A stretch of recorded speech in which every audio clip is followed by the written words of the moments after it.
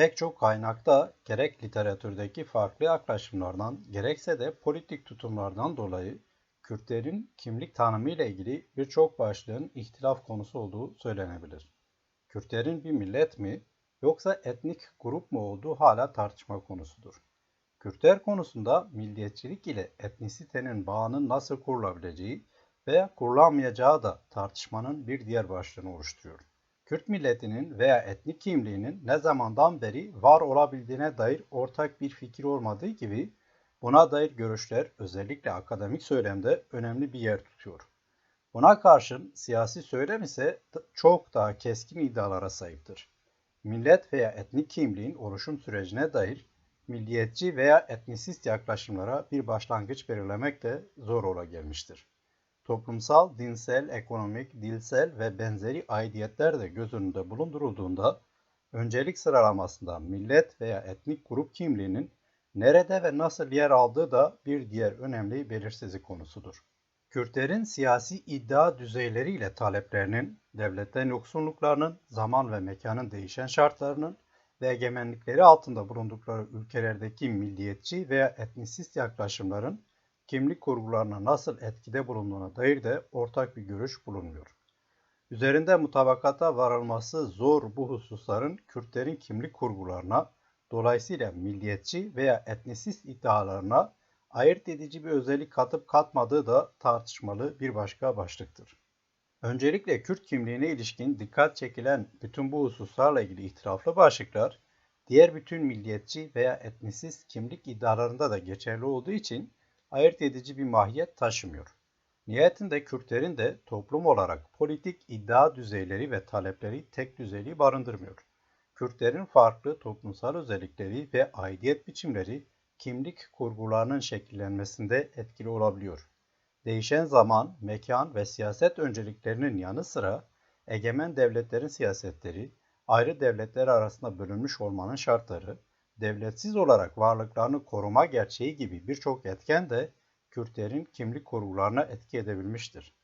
Yaygın biçimde verili anlamlara sahip olduğu kanısına rağmen milliyetçiliğin tarihsel dinamiklerle şekillendiğinden her tarihsel coğrafyada farklı bir yapı kazanabileceği kabul edildiğinde Kürt kimliği ile ilgili iddiaların da oldukça dinamik süreçlerin ürünü olduğu belirtilebilir.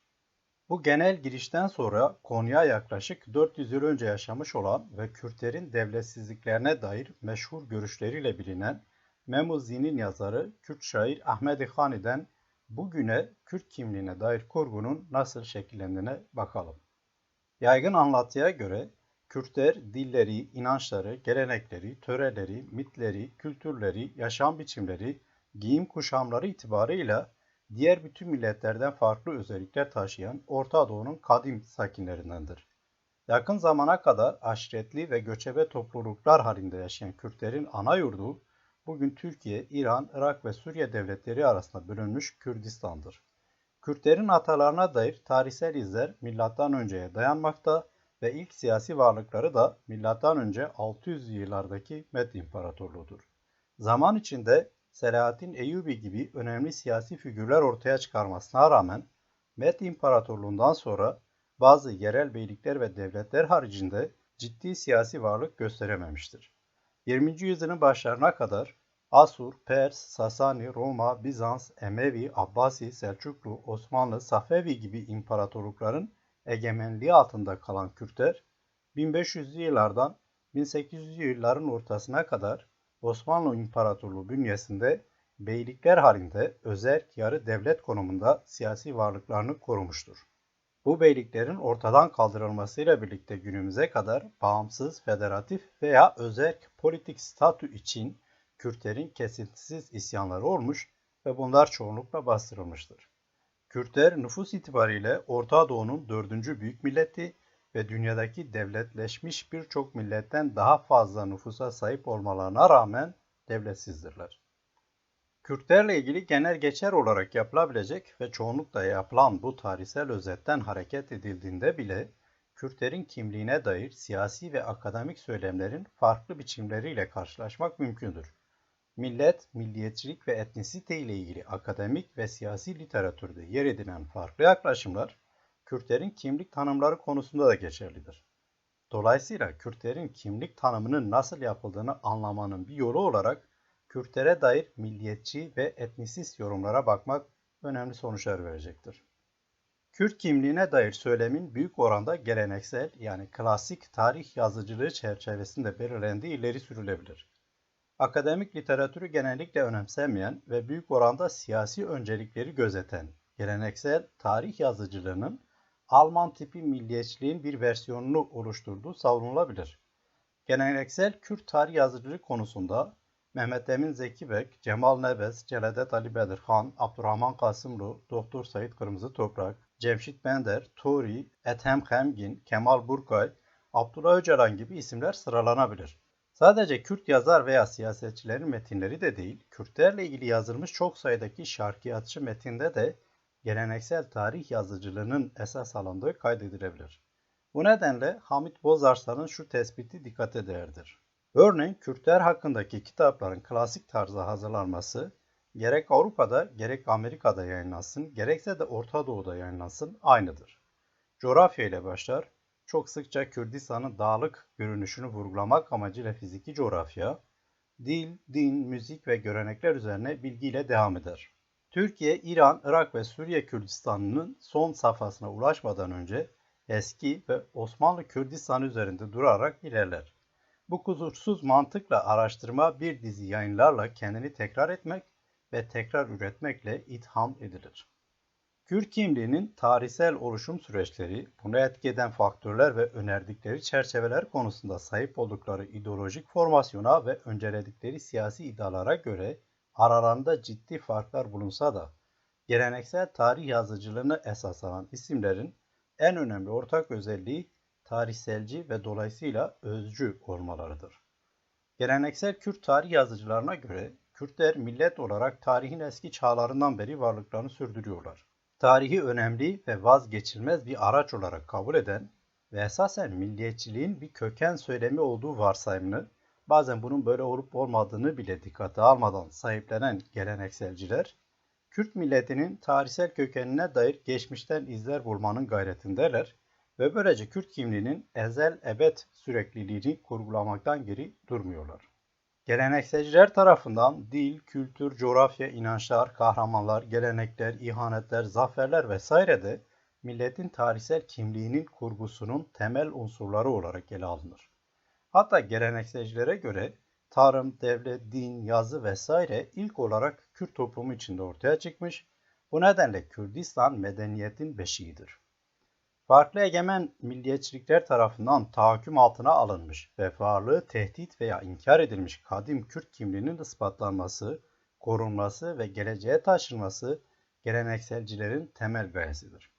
Bu açıdan popülerliği oldukça fazla olan gelenekselci söylem ve elbette tavır, önemli oranda karşılık bulduğu siyasi kimlik söylemini ve iddiasını etkilemiştir. Abbas Vali'nin yaptığı şu genelleme bu açıdan dikkate değerdir. Diyarbakır, Mahabat ve Erbil'den gelen ortalama bir Kürt milliyetçisi ilkselcidir. Onun için Kürt milleti kökeni her Kürdün özü doğası olan ezeli bir varlıktır. Bu köken tarih boyunca halkın ve topluluğun kimliğini belirleyen unsur olmuştur. Geleneksel tarih yazıcıları etnik veya milli özellikler açısından herhangi bir ayrım gözetmeksizin aşkın tarihsel kimlik kurgusunu esas alırken, öte yandan değişen milliyetçi söylemler çerçevesinde Kürt kimliğinin milliyetçi veya etnisist oluşumuna dair farklı başlangıçlar belirleme gayretleri de ayrıca söz konusu olabiliyor. Modern anlamda millet olarak Kürt kimliğini kurgulayanların başında yine özcü milliyetçiliği esas alan isimler geliyor. Tarihselci olmaları ve köken söylemini sahiplenmeleri, yani millet olgusunu tarihsel bir sabite olarak kabullenmeleri dolayısıyla geleneksel tarih yazıcılarıyla ortak özellikleri bulunan Kürt özcü milliyetçilerinin bunlardan farklı olarak millet bilincine dair modern milliyetçi anlamda genelde bir başlangıcı esas aldıkları söylenebilir. Bu yaklaşımı esas alan isimler için Kürt edebiyatçı Ahmet Hani'nin Memuzin eseri temel dayanaktır. Tam da bu noktada Hani'nin oldukça önemli bir konumda olduğunu belirtmek gerekiyor. Çünkü Kürt özcü milliyetçiliğinde hem akademik hem de geleneksel siyasi söylem açısından Hani temel bir kesişim yeri ve referanstır. Ahmedi Hani komşuları ve egemenlikleri altında yaşadıkları Türk, Arap ve Farslardan dil başta olmak üzere Kürtlerin önemli özellikleri dolayısıyla farklı olduklarını yazıyor. Kürtlerin kendilerine ait bir devletleri olmadığı için egemen devletler tarafından ezildiklerini ve buna karşı mücadele vermeleri gerektiğini savunan Ahmedi Hani özellikle dile ve siyasi liderliğe önem atfediyor. Özetle bu temaya sahip olması dolayısıyla Ahmedi Hani'nin eseri Kürt milliyetçiliğinin modern başucu kitabı ve dolayısıyla Kürtlerin modern anlamda millet bilincinin Hani zamanında oluştuğunun işareti olarak kabul edilmiştir. Bu anlamda Hani'nin eserine ilgi ise esasen 1900'lü yılların başlarından itibaren oluşmuştur. Aynı dönem içinde Kürtçenin Kurmancı lehçesi için Ahmedi Hani'nin ifade ettiği anlamı Sorani lehçesi için taşıdığı değerlendirilen şair Hacı Kadri Koyun'un şiirlerinde de Ahmedi Hani'nin etkisi belirgindir. Nitekim sahip olduğu Kürt ve Kürdistan bilinci dolayısıyla ikinci Hani ya da çağının Hanisi gibi övgülere mazhar olmuştur ki Hacı Kadri Koyu 1800'lü yıllarda yaşamıştır. Koyu'nun ardından Hani'nin eseri nitelikli edebiyatın Kürtçe'de yazılabileceğini göstermek amacıyla 1898'de yayınlanan ilk Kürt gazetesi Kürdistan'da tefrika edilmeye başlamıştır. Gazetenin kurucusu Miktat Mithat Bedirhan, Türk ve Arap ulemanın bile bu kitap kadar üstün bu türden bir kitabı hiç görmediklerine hemfikir olduklarını yazmıştır. Ardından 1919'da Kürt Taamimi Maarif ve Neşriyat Cemiyeti ilk kez Memuzini kitap olarak yayınlamıştır. Ahmedi Hani'nin etkisi değişen zaman ve şartlarda azalmamış, aksine artarak devam etmiştir. Bu nedenle Kürt İslam alimi Said Nursi, siyasetçi ve edebiyatçı Celadet Ali Bedirhan, şair Hecar, yazar yayıncı Giv Mükriyani, tarihçi Cemal Nebez, PKK lideri Abdullah Öcalan gibi oldukça farklı siyasi ve ideolojik konumları bulunan ve farklı zaman dilimlerinde yaşamış isimler üzerinde Ahmedi Hani'nin etkisi görülebilir. Nursi'nin daha ziyade tasavvufi anlamda olmak üzere Ahmedi Hani'nin feyzine mazhar olduğu ileri sürülmüştür örneğin. Celadet Ali Bedirhan'a göre Hani sadece bir kitap yazmadı, o ayrıca bir peygamberdir de. Milli inancımızın bir peygamberi, ırkımızın doktrinlerinin peygamberi idi. Doğu Kürdistanlı şair Hecar 1900'lü yılların ortalarında Ahmedi Hani'nin eserinin Sorani çevirisinin İran ve Irak'ın Kürdistan bölgelerinde ilk kez yayımlanarak milliyetçi duygulara hitap etmesine öncülük etmiştir. Aynı dönemlerde Giv Mükriyani, Hacı Kadri Koyu'dan hareketle Kürt yurtseverliği bilincinin Hani'nin eseri olduğunu kaydetmiştir. Cemal Nebez de Kürt ulusunu bir bütün olarak kapsayacak bir Kürt devleti kurma fikri dolayısıyla Hani'ye özel dikkat çekmiştir.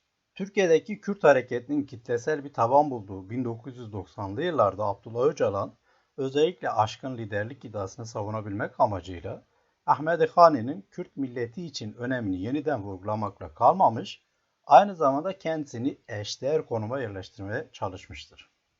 Hani ve eseri sadece siyasi ve edebi milliyetçi söylemin değil, neredeyse Kürtlerle ilgili yazılmış bütün kitapların konusu olmuştur. Hem Kürt dilinin edebi ve milli niteliğini göstermek hem de savunulan siyasi mesajlara dikkat çekmek amacıyla Ahmedi Hani ve eserinden söz edilmiştir. Yanı sıra Ahmedi Hani akademik literatürde Kürt milliyetçiliği ile ilgili tartışmalarda da önemli bir yer tutmuştur. Amir Hasanpur başta olmak üzere Ahmedi Hani'nin düşüncelerini Kürt milliyetçiliğinin başlangıcı kabul edenler vardır. Bununla birlikte özellikle de siyasi milliyetçi söylemdeki ağırlığına karşın ve elbette ki etkisini göz ardı etmeksizin Ahmedi Hani'nin bu konuma yerleştirilmesine itiraz edenlerin sayısı da epey fazladır. Amir Hasanpur'a göre Fars ve Osmanlı devletlerinin Kürtler üzerindeki egemenlikleriyle zorlayıcı olmasa da Fars ve Osmanlı dillerinin Kürtlere dayatılması karşısında tırnak içinde yüksek seviyede dilsel ve ulusal uyanış Kürt okur yazarlar arasında 17. yüzyılda ortaya çıktı. Bu uyanışta Kürt milliyetçiliğinin havarisi olarak Hani'nin etkisi Hasanpur'a göre tartışmasızdır. Hatta Hasanpur, Hani'den önceki yüzyılda yaşamış Şerefhani Bitlisi'nin Kürdistan yöneticilerinin hikayesini konu edinen eseri Şerefname'yi de Memuzin kadar önemsemektedir. Çünkü Hasanpur'a göre Burada da Kürtlerin birlik sorunundan ve devletsiz oluşundan söz edildiği için Kürt milli bilincinin varlığı söz konusudur. Ancak Amir Hasanpur, Hani ve Bitlis'in görüşlerinin modern dönem öncesine denk düştüğünün, milliyetçiliğin de modern bir söylem olduğunun farkındadır ve bu çelişik duruma açıklık getirme ihtiyacı da duymaktadır. Hasanpur'un izahatı, Kürt milliyetçiliğinin ayırt edici özelliği olarak feodal kökenlerini ileri sürmesi çerçevesinde olmuştur.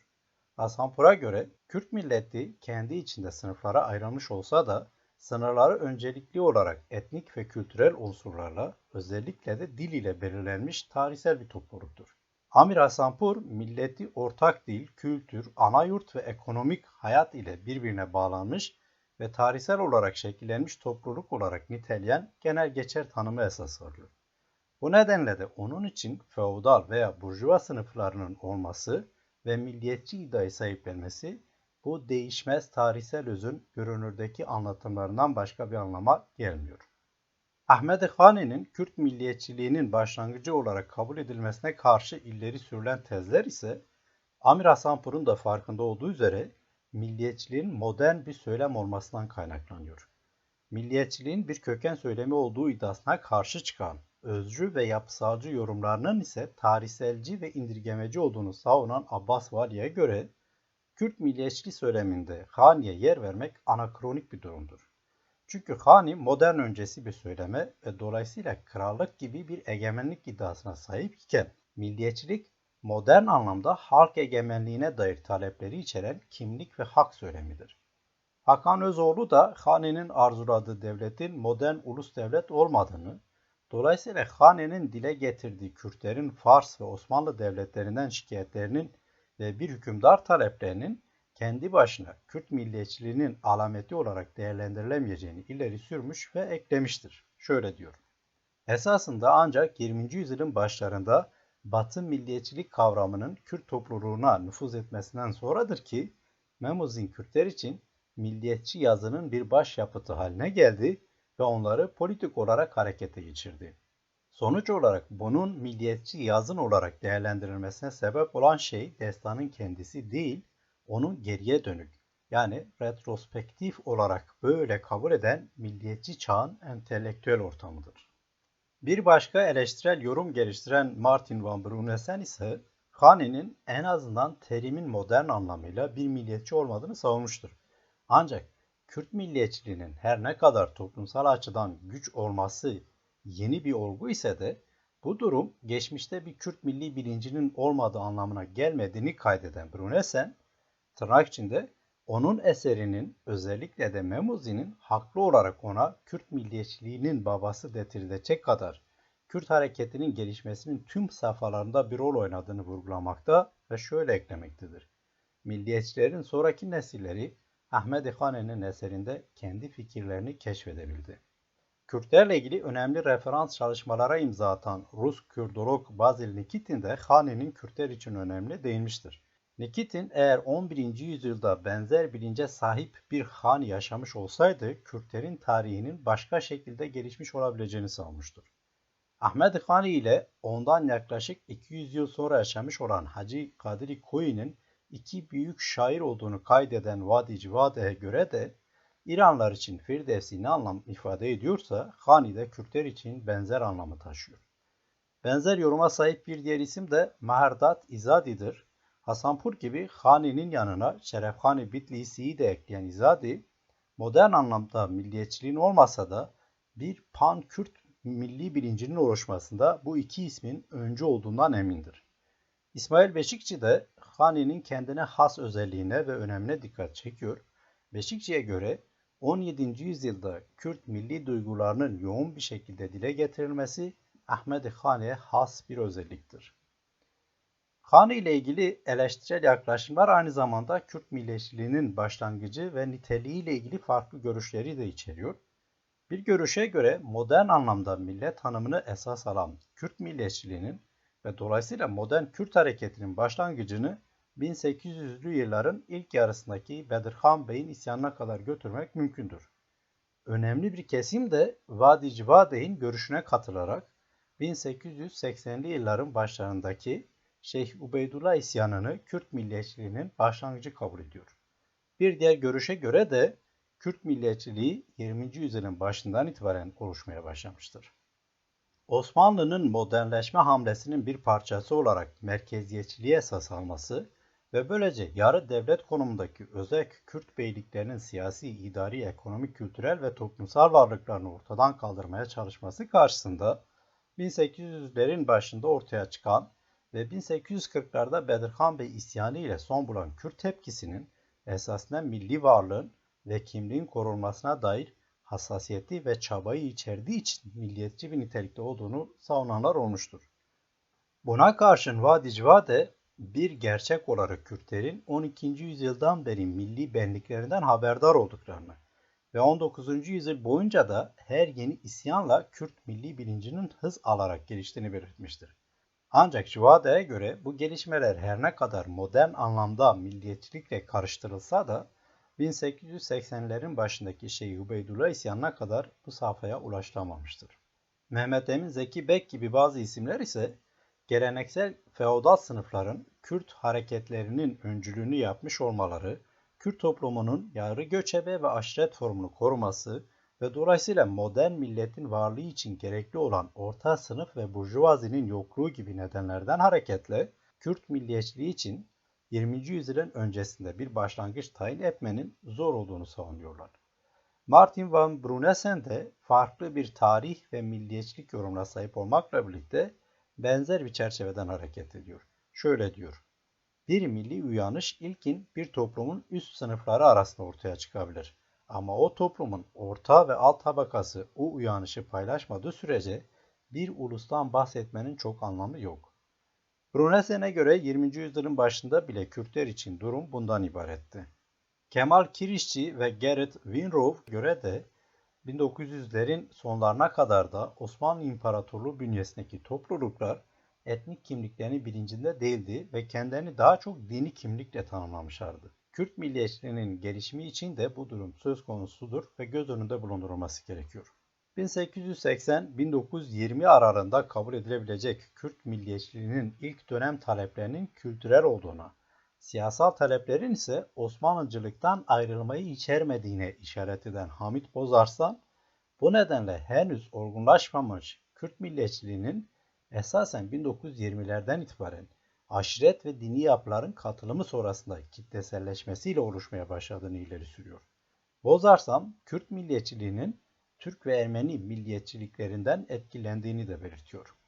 Bozarslan gibi Kürt milliyetçiliğinin egemen milliyetçiliklerle etki-tepki ilişkisini kuran başka isimler de var. Abbas Vali'ye göre Kürt milleti ve milli kimliği kavramları 1. Dünya Savaşı'nın sonundan itibaren Türkiye, Irak ve İran'daki modern ulus devletlerin kuruluşunun ve sağlamlaşmasının ve bunun ardında Kürdistan'ın bölünmesinin yapısal süreçlerine eşlik etmiş milli kimliğin söylemsel kurgularına yönelik belirli tepkilerdir. Örneğin Celadet Ali Bedirhan'ın Mustafa Kemal'e yazdığı 1933 tarihli mektupta dile getirdiği "Türk ocakları size Türkçü yetiştirdiği kadar bize de Kürtçü yetiştiriyordu" sözleri bu nedenle etki-tepki söyleminin temel referanslarından biri ola gelmiştir. Büyük oranda Walker Conner ve Anthony Smith'in görüşlerinden hareketle Kürt milliyetçiliğini etnik milliyetçilik kavramıyla açıklamaya çalışan Deniz Natali de modern Kürt kimliğinin oluşum süreçlerinin egemen milliyetçilik süreçlerinden ayrı ele alınamayacağı görüştedir. Kan bağı ve ırksal farklılıklar üzerine bina edildiğini söylediği etnik milliyetçiliğin Kürtler arasındaki oluşum sürecini 1920'lerden itibaren değerlendiren Natali'ye göre Türkiye, İran ve Irak'ta etnisiteye dayalı yapılan dışlamalar biz onlar farkındalığına yol açacak biçimde Kürt milli kimliğinin etnikleşerek oluşma sürecini etkilemiştir. Bununla birlikte Kürt milliyetçiliğinin Kürtlerin bulunduğu ülkelerdeki farklı tezahürlerine de dikkat çeken Natali, ulus devlet inşa siyasetlerindeki farklılıkların Kürt çeperinde yapısal değişimler yarattığını, bu değişimlerin de siyasi ilişkileri değiştirecek Kürt milliyetçiliğinin farklı ülkelerde alacağı biçimi etkilediğini ekliyor. Natali'nin iddiaları Kürt kimliğinin oluşumu sürecinde milliyetçilik ve etnisite ilişkisinin anlaşılması açısından da dikkate değerdir.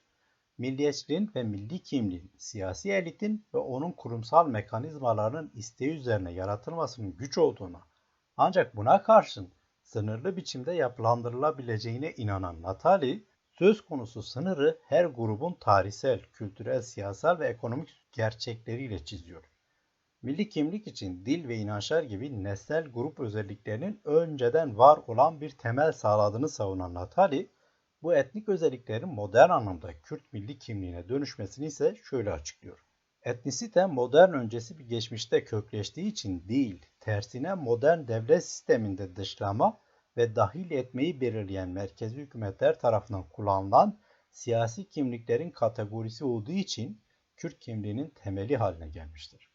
Geleneksel tarih yazıcılığını esas alan Kürt milliyetçileri, farkında olsalar da olmasalar da, soykütüksel bir kimlik kurgusunu esas aldıkları için her daim etnisist yaklaşımın en güçlü temsilcileri olmuştur. Bununla birlikte Amir Hasanpur, Vadic Vaidey, Martin Van Brunesen, Hakan Özoğlu, Abbas Vali gibi Kürt milliyetçiliğine dair farklı iddialara sahip isimler de Kürt milliyetçiliğinin etnisist özellikleri konusunda hemfikirdirler. Amir Hasanpur, Kürt kimliğinin değişmez özü olarak başta dil olmak üzere etnik özelliklerine işaret ediyor. Vadic Vadi, modern dönemden çok önceye dayandığını söylediği Kürt milli benliğini etnik özelliklerle açıklıyor. Kürt milliyetçiliğinin esas olarak iki temel öncüle dayandığını savunan Hakan Özoğlu da bunları kökleri kadim bir tarihe dayanan tutarlı bir Kürt kimliğine dayanan inanç ve tarihi bir Kürt ana yurdu ya da toprağı üzerinde feragat edilmez bir kendi kaderini tayin etme hakkına kanaat getirme şeklinde açıklıyor. Hakan Özoğlu, kadim kimliğin varlığına ilişkin inancı açıklarken, Anthony Smith ve Walker Connor'ın her ne kadar modern bir kurgu ya da inşa ürünü olsa da milliyetçiliğin ortaya çıkması için etnisitenin var olması gerektiğine ilişkin tezlerine referans veriyor. Dolayısıyla Denis Natali ile benzer referanslara sahip olduğu anlaşılan Özoğlu, böylece milliyetçilik ile etnisitenin örtüştüğü bir alanın varlığına işaret ediyor ve ekliyor. Dolayısıyla milliyetçilik, belirli bir grubun etnik olarak farklı olduklarına inandıklarında ve buna dayanarak bağımsızlık veya özelliğe sahip olmaya çalıştıklarında ortaya çıkar. Özoğlu, Kürtler açısından bu tezi etnik temelli birlik ve tarihsel ana yurt fikirlerini geliştirdikleri ve bunun politik mücadelesini verdikleri için geçerli kabul ediyor. Bir kimlik ve hak söylemi olarak milliyetçiliğin ulus devletin varlığına, ulus devletin ise bir etnik grubun sınırlarıyla örtüşmeye ihtiyaç duyduğunu dile getiren Abbas Vali ise bu durumda dışlanan etnik gruplarla ötekilik ilişkisinin kurulduğunu ve Kürt milliyetçiliğinin de bu ilişki içinde etnik farklılıklar üzerine bina edildiğini kaydediyor. Bütün bu hususlardan sonra şimdi de Kürt kimliğinin özgürlüğüne yani ayırt edici özelliklerine dair bazı görüşlere bakalım. Farklı kuram, söylem ve siyasi iddiadan hareket etseler de Kürt kimliği ve milliyetçiliğinin etnik özellikler taşıdığı konusunda hemfikir olan isimleri buluşturan bir diğer ortak nokta ise Kürt milliyetçiliğinin özgül veya ayırt edici nitelikte olduğuna dair görüşleridir. Geleneksel tarih yazıcılığını ve siyasi kimlik söylemini esas alanlar ile özcü milliyetçiliği savunanlar tam da tarihselci ve soykütüksel yaklaşımları dolayısıyla dünyadaki birçok benzerleri gibi kimliğin farklılığına ve benzemezliğine, dolayısıyla biricikliğine inanıyorlar. Kürt kimliğinin özcü tarihsel kurgusu da biricikliği savunduğu için özgül veya ayırt edici özellikler sahip olduğu iddiasına sahiptir. Bu genel yaklaşımın haricinde daha spesifik noktalardan hareketle Kürt kimliğinin ve milliyetçiliğinin ayırt edici niteliklerine dikkat çekildiği de görülmektedir. Muhtemelen bu konudaki ilk önemli görüşlerin Celadet Ali Bedirhan tarafından dile getirildiği söylenebilir. Bedirhan, Türk milliyetçiliği ile yaptığı kıyaslamadan hareketle hem Kürt milliyetçiliğini kadimleştiriyor ve böylece kendine has bir özellik barındırdığını dile getiriyor, hem de bu iddiasını Ahmed Hane'nin Memuzin eserindeki görüşleriyle temellendiriyor. Bedirhan'ın bu konudaki görüşlerini daha 1933'te Mustafa Kemal'e yazdığı meşhur mektubunda bulabiliyoruz. Celadet Ali Bedirhan, asrın en büyük karakteristiği olan bariz bir milliyet şekli çerçevesinde bugünkü Kürt meselesinin tarihsel dayanağını kadim ve hatta edebiyatta yani literatürde Ancak meşruiyetten sonra tesis edilen Türk ocakları ile ilk tohumları saçılmış olan Türkçülükten eski ad ediyor. Yani Bedirhan'a göre Kürt milliyetçiliği Türk milliyetçiliğinden çok çok daha kadimdir. Türk milliyetçiliği ancak meşrutiyetten sonra yani 1908'den sonra kurulan Türk ocaklarıyla ilk tohumları atılabilmiş. Kürtlerin ise çok daha eski zamanlara Ahmedi Hani zamanına kadar gider. Mektuptaki başka iddialarına da yansıyan bu kıyaslamayla Türk milliyetçiliğini açıkça küçümseyen ve hatta köksüzleştirerek değersizleştiren Bedirhan için tırnak içinde asrın karakteristiğini ifade eden Kürtlük ise kadimdir. O noktada Hamit Bozarslan'ın dikkat çektiği gibi Bedirhan ve dönemdaşı hatta bugüne kadarki birçok ismin bu tepkisel tarih söylemi büyük oranda Türkçülerin Kürtleri inkar etmelerine bir yanıttır. Bu durumda Bedirhan için Ahmedi Hani tarihsel bir referans haline geliyor. Celadet Ali Bedirhan'a göre tırnak içinde bugünkü milliyet cereyanının ilk mübeşşiri olan Ahmedi Hani sadece bir kitap yazmadı. O ayrıca bir peygamberdi de milli inancımızın bir peygamberi, ırkımızın doktrinlerinin peygamberiydi. Bundan dolayıdır ki Celadet Ali Bedirhan Mustafa Kemal'e yazdığı mektubunda şöyle: Paşa Hazretleri görülüyor ki Kürtlük fikri ve Kürtlerde milliyet cereyanı ne bugünkü ne de dünkü bir meseledir. Belki bundan 250 sene evvel yükselmiş bir fikir, başlamış bir cereyandır diye seslenir. Bu mektubundan bir yıl sonra kaleme aldığı başka bir yazısında da Bedirhan benzer görüşleri dile getirmeye devam ediyor. Bedirhan'a göre Kürt milliyetçiliğinin gerçek öncüsü olan Hani, yalnızca Kürtlük ve Kürdistan'dan bahsettiği Memuzin adlı eserinde, tırnak içinde bundan 300 yıl önce milliyetçilik fikirleri henüz Avrupa'da bile yeterince billurlaşmamışken, sadece medreselerde eğitim gören bir Kürt aydını olarak Kürtlük üzerine milletine güzel öğütler vermiştir. Ve bunu Kürtleri kutsal bir bağla egemenlerine bağlayan dinsel fanatizme ve halifeliğe rağmen yapmıştır. Bedirhan ilk kez Hani'yi keşfetmemiştir kuşkusuz. Mektubundan aktardığına göre Hani'nin el yazması olan kitabı ilk olarak pederi tarafından Hicri 1310'da yani miladi 1892'de tabına teşebbüs olunmuştu. Yani baskısı yapılmıştı ve binlerce kopyası Kürt gençleri arasında dağıtılmıştı. Bununla birlikte Hani'nin retrospektif yani geriye doğru okunmasının İlk Kürt yayınlarında da görülmekle birlikte ilk kez net biçimde Bedirhan'ın metninde açığa çıktığı ileri sürülebilir. Dikkat çektim mektubu ve ondan bir yıl sonra yazdığı makalesinde. Dolayısıyla Bedirhan'ın günümüzde de yaygın eğilim olan anakronik Kürt milliyetçiliğinin temellerini atanlardan biri olduğu söylenebilir. Celadet Ali Bedirhan ile yıllara dayanan dostluğu bulunan ve Kürt diliyle ilgili ortak bazı çalışmalara da imza atan Roger Lesko da aynı görüştedir ve sonrakiler bir bakıma Bedirhan'ı tekrarlamıştır. Daha önceden bahsettiğim gibi Ahmedi Hani'ye özel önem veren isimlerin yanı sıra örneğin Said Kırmızı Topraklı, Cemal Nebezi, Ferhat Şahli'yi ve Amir Hasanpur'u özellikle belirtebilirim. Anlaşılacağı üzere Amir Hasanpur, Cemal Nebez, Celadet Ali Bedirhan gibi isimler Ahmedi Hani'den dolayı Kürt milliyetçiliğinin ayırt edici özelliğe sahip olduğunu savunmuşlardır. Onlara göre tespit edebildiğim kadarıyla ilk kez Celadet Bedirhan'ın mektubunda dile geldiği üzere dünyadaki birçok millet daha farkında değilken Ahmedi Hani milli duygulara dayanan siyasi ideolojik bir düşünce ortaya atmış ve millet olmanın önemini vurgulamıştı. Dolayısıyla Kürt milliyetçiliği fikri orijinal ve yerlidir ve tam da bu nedenle Amir Hasanpur tarafından Kürdeyati olarak ifade edilir. Bu düşünce Kürtlerle ilgili önemli çalışmaları bulunan Roger Lesko tarafından da paylaşılıyor. Lesko'ya göre Hani, İslam topraklarına yabancı olan milliyetçiliği önceden haber vererek, Kürtlerin bağımsızlığını ve bölünmezliğini savunarak yaşadığı yüzyılın sınırlarını aşmış birisidir. Bu arada Kürdeyati kavramı Denis Natali tarafından da kullanılıyor. Ancak farklı bir içerikle. Natali'ye göre farklı ülkelerdeki siyasetlerin farklı biçimlerde etkilediği Kürt etnik milliyetçi kimliğinin ifadesi olarak Kürdeyati, bu özelliklerden dolayı ayırt edici bir niteliğe sahiptir.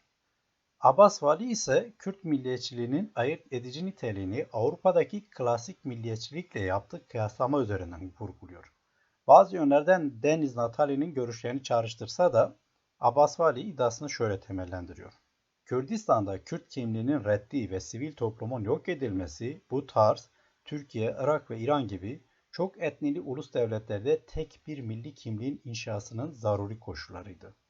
Bu Kürt milliyetçiliğine onu Avrupa'daki klasik milliyetçilikten ayıran özgül bir nitelik tayin eder. Zira Avrupa'daki klasik milliyetçilik modernite tarafından resme başlatılırken ve ona modern ulus devletin ve hemen akabinde demokratik vatandaşlığın ve sivil toplumun ortaya çıkışını belirleyen tarihsel süreçler ve uygulamalar eşlik ederken, Kürt milliyetçiliği onun tersine Kürt kimliğinin inkarına bir tepki olarak Kürdistan'da sivil toplumun ve demokratik vatandaşlığın bastırılmasına dayanır. Kürt milliyetçiliğinin aşiret, tarikat, şeyhlik gibi geleneksel toplum yapılarına mensup kişiler tarafından sahiplenilmesi ve hatta bu geleneksel şahsiyetlerin liderliğini yaptığı hareketlerce geliştirilmesi de ayırt edici bir başka özellik olarak kabul edilmiştir. Hatta milliyetçilik konusunda başta gelen referans isimlerden biri olan Ernest Gellner'e göre kabilelerden meydana gelen bir ulus bir dönem için dahili sınırlar içinde kabile, dışarıya karşı ise bir ulusal devletin özelliklerini taşıyabilir ve bu özelliklerden dolayı Kürtler toplumsal yapıya dayanan eski kabilecilikle ortak kültüre dayanan yeni anonim ulusçuluğu bir araya getiren örneklerden olması açısından da ilginçtir. Özellikle 1920'den sonra başta Türkiye olmak üzere Kürt kimliğine yönelik yasakçı, laik, modernist uygulamaların Kürtlerin geleneksel yaşam alışkanlıklarına, inanç pratiklerine ve aidiyetlerine, kültürel ve toplumsal dokusuna müdahalesi, geleneksel toplum yapılarına mensup kişilerin Kürt milliyetçi hareketlerine katılımını hızlandırmış ve Kürt milliyetçiliğin kitleselleşmesi de böylece sağlanmıştır. Egemen milliyetçilik söylemlerinden modern dışı, gerici ve medeniyet karşıtı olarak değerlendirilse de Kürt hayat tarzının şekillenmesinde etkili olan aşiret ve şehirlik gibi geleneksel unsurlar, Kürtlerin mücadelelerinin etnik, siyasi ve toplumsal uzantıları olarak işlevsel hale gelmiş ve milliyetçi mücadelenin bizzat unsurları olmuşlardır. Bu konuyla ilgili Vadic Vade'in, Mesut Yeğen'in ve Hamit Bozarsan'ın son derece önemli görüşleri var. Bunu da hatırlatmış olayım. Kürt milliyetçiliğinin ayırt edici özellikleri olarak ileri sürülen bütün bu hususları büyük oranda kabul etmekle birlikte İsmail Beşikçi, ezen ezilen millet milliyetçiliği kıyaslamasından hareketle Kürt milliyetçiliğinin bir başka ayırt edici niteliğine işaret ediyor. İsmail Beşikçi, Türk, Arap ve Fars milliyetçiliğiyle aynılaştırılmasına ve buradan hareketle toptancı biçimde kötülenen bütün milliyetçiliklerle aynı kefeye konulmasına karşı çıktığı Kürt milliyetçiliğinin tırnak içinde temel dinamiklerini şöyle açıklıyor. Kürtlerden milliyetçi hareket ben en büyüğüm, en asilim, en büyük, en asil olduğum için başka etnik grupları da yönetirim anlayışıyla gelişen bir süreç değildir. Kendisine karşı ne kadar haksız politikalar uygulandığının, ne kadar mağdur edildiğinin, ezildiğinin bilincine varmanın, kendisine dayatılan ırkçı yaptırımlardan kurtulmak ve insani değerlere ulaşmak için yapılan mücadelenin dürtüleriyle gelişen bir süreçtir. Bu bakımdan Türk milliyetçiliğinin hareket noktası ve amaçlarıyla Kürt milliyetçiliğinin hareket noktası ve amaçları arasında çok büyük farklar vardır. Her iki milliyetçilik aynı kaynaklardan, aynı duygulardan ve düşüncelerden besleniyor. Tam bu noktada Kürt siyasetinde milliyetçiliğin algılanış biçimine dair bir notu düşmek isterim. Örneğin Doktor Abdurrahman Kasımlı, Doktor Said Kırmızı Toprak ve bugünkü ana akım Kürt hareketlerinden biri olan Kürdistan Demokrat Partisi'nin lideri Mesut Barzani'nin aşağı yukarı Beşikçi'nin ifade ettiği bu görüşlere benzer biçimde Kürt milliyetçiliğini tarif ettiklerini ve savunduklarını söyleyebiliriz. Bununla birlikte bir diğer ana akım Kürt hareketi olan PKK'nın lideri Abdullah Öcalan ise bütün söylemini milliyetçiliğin kötülüğü üzerine kurar ve ona göre milliyetçilik bir uğurdur, hastalıktır ve fakat bunları söylemesine rağmen özellikle Öcalan'ın tarih kurgusuna bakıldığında son derece anakronik bir özcü milliyetçi söyleme sahip olduğu da ileri sürülebilir. Bu hususun da altını çizdikten sonra konuyu Avrupa Tarihi adlı kült kitabı bulunan Norman Davies'in milliyetçilikle ilgili görüşleriyle bağlamak istiyorum. Norman Davies, çıkarlarının daima en üstte tutulması gerektiği düşünülen ulusla ilgili bir fikir koleksiyonu olarak değerlendirdiği milliyetçiliğin en büyük yükselişi Fransız devriminde yaşadığını, 19. yüzyılda Avrupa'daki toplumsal ve siyasal gelişmelerle netleştiğini ve o dönemden bu yana dünyanın tüm kıtalarında var olduğunu kaydediyor. Davis, milliyetçiliğin iki karşıt versiyonla oluştuğunu savunuyor ve şöyle yazıyor. Bunlardan biri sivil ya da devlet ulusçuluğuydu ve var olan devletlerin egemen kurumları tarafından kuruluyordu. Diğeri popüler ya da etnik ulusçuluktu. O devletlerde yaşayan ve hükümetlerinin siyasetine karşı olan toplulukların taleplerinden ortaya çıkıyordu. Norman Davis, daha önce sözünü ettiğim Abbas Vali gibi milliyetçiliği devlet kurma süreciyle birlikte değerlendiriyor. Ancak biraz önce aktardığım gibi ifade ettiği iki karşıt versiyon arasındaki ayrımlara da bazı açılardan sosyalist söylemin ezilen milletlerin milliyetçilikleri söylemini hatırlatırcasına şöyle dikkat çekiyor. Temel ayrım düşüncelerin ve eylemin kaynağında yatmaktaydı. Devlet ulusçuluğu doğrultuda değerlerini tüm topluma yansıtmaya çalışan seçkin bir kitlenin içinde ortaya çıkmıştı. Popüler ulusçuluk var olan düzeni yıkmadan önce kitle desteği arayarak tabanda, kökte başlamıştı. Diğer önemli bir fark da belli bir ulusal topluluğun kültürünün korunması veya yayılmasıyla sınırlı olan her derece kültürel ulusçulukla ulus devlete ulaşma için self determinasyon hakkını talep eden saldırgan siyasal ulusçuluk arasında bulunmaktaydı. Dolayısıyla farklı ulusal ve hatta bence sınıfsal temsiller düzeyinde milliyetçinin ifade edilebileceği anlamlara ve yüklenebileceği misyonlara dair bu görüşlerine ek olarak Norman Davis ayrıca son derece önemli bulduğum şu hususun da altını çiziyor. Davis milliyetçiliğin yalnızca başarma olasılığının en fazla olduğu yerlerde filizlenmediğini, tam tersine yenilgi ve baskıyla beslendiğini ve dolayısıyla neredeyse ulusal fikirlerin ateşliliğinin başarının imkansızlığıyla orantılı olarak arttığını belirtiyor. Bence Norman Davis'in aktardığım bu görüşleri Kürt milliyetçiliğinin gelişim seyrini, dinamiklerini ve egemen milliyetçilikle olan ilişkisini anlamak ve yorumlamak açısından önemli bir çerçeve sunar. Hem Kürt milliyetçiliğinin diğer egemen milliyetçiliklerle ilişkisini, hem Kürt milliyetçiliğini etkileyen ve besleyen dinamikleri, hem de Kürt milliyetçiliğinin gerçekte hangi noktalarda ve nasıl bir özgünlüğe sahip olduğu hususlarında Davis'in görüşleri bir referans olabilir. Bu noktada Vadi Civadey'in dikkat çektiği bir hususu hatırlatmakta fayda görüyorum. Kürt hareketlerinin başarısızlıkları, üstelik son yüzyılda defalarca yaşadıkları başarısızlıklar, Türkiye, Irak, İran ve Suriye örneklerinde görülebileceği üzere Kürt milliyetçiliğinin pes etmesine neden olmamıştır. Aksine hayal kırıklığı kadar öfkeyi de birikmiştir. Özellikle bu durumu anlamak açısından Norman Davis'in milliyetçiliğin yalnızca başarma olasılığının en fazla olduğu yerlerde filizlenmediği, tam tersine yenilgi ve baskıyla beslendi ve dolayısıyla neredeyse ulusal fikirlerin ateşliliğinin başarının imkansızlığıyla orantılı olarak arttığı şeklindeki tespitini Kürt milliyetçiliğine uyarlamak pekala mümkündür.